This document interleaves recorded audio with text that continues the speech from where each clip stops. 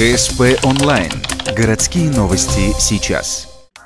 Минтруда России сообщила о росте безработицы. В Коми только за февраль количество официальных безработных выросло больше, чем на 1%.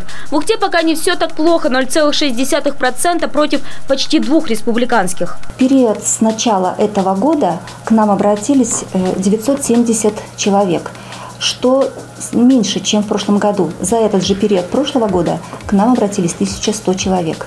Из тех граждан, которые к нам обращаются, всего лишь 5% уволенных по сокращению. Но не стоит обольщаться. В этом и следующем году в городе все же возможен бум безработицы. В прошлом предприятия не сильно прибегали к сокращению кадров, старались уменьшить количество открытых мест.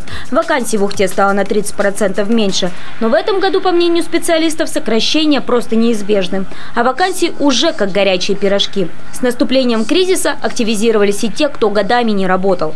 У нас очень вырос процент длительно неработающих граждан.